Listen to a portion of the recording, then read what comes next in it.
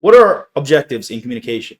Well, I'd say resolve issues and just get the audit done. But specifically, what are we seeing here? We want to communicate clearly with those charged with governance the responsibilities, making sure, hey, we're going to do this, we're not going to do that.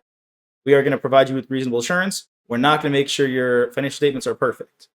Regarding the financial statement audit and an overview of the planned scope and timing of an audit, we're going to say we're doing procedures X, Y, and Z. We're not doing procedures A, B, and C. We want to make sure that all of that is communicated properly so that there's no miscommunication and that there's no expectations that will not be met. We also want to obtain from those charged with governance information relevant to the audit. We're going to see that we want to get the minutes from board of directors meetings to verify particular items. We're going to just want to talk to them a lot. We want to get a lot of audit evidence, which we'll see in the lesson where we obtain sufficient appropriate evidence. We want to provide those charged with governance with timely observations. So if we find issues during the audit, we're not going to wait till the very end. No, we're going to communicate with them in a timely manner, arising from the audit that are significant and relevant to their responsibility in overseeing the financial reporting process. We're going to see, okay, some things you wait till the end to tell them, some things you tell them during the audit as soon as you discover it.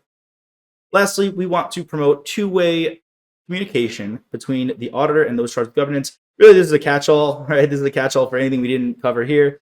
Just in general, you want good communication, how the audit's going to be conducted. Are we going to be in your offices or are we going to be working remote? How is this going to work? All of those specifics. As I mentioned before, we've got possible situations where all of those who are charged with governance are involved in managing the entity.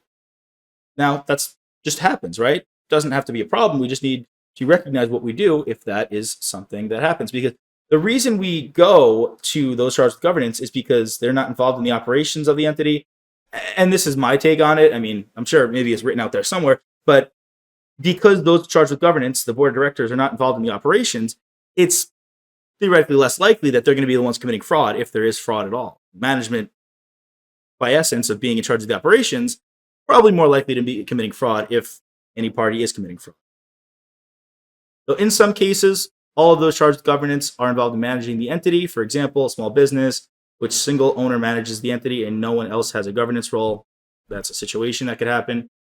And the whole point, right, going to those charged with governance is you're avoiding those people who could be the ones committing fraud. In these cases, if matters required by this section are communicated with a person with management responsibilities, and that person also has governance responsibilities, the matters need not be communicated again with the same person in that the governance role. This is per the AICPA, seems a little redundant, but all it's saying is, hey, if you communicate and this person has both responsibilities, you don't need to go back and tell it to them again. The auditor should nonetheless be satisfied that communication with person with management responsibility adequately informs all of those with whom the auditor would otherwise communicate in their governance capacity. But we should be satisfied that they are going to inform everyone that needs to know what you communicated to those charged with governance. Hey there! Are you ready to not only pass your CPA exams, but truly understand and enjoy the material while studying? I know it seems impossible, right? Especially to enjoy the material? We'll do it together. Tap into the power of CPA.examprep.ai, where we've got personalized quizzes, multiple choice questions, memorization guides, flashcards, simulations, all tailored to your learning.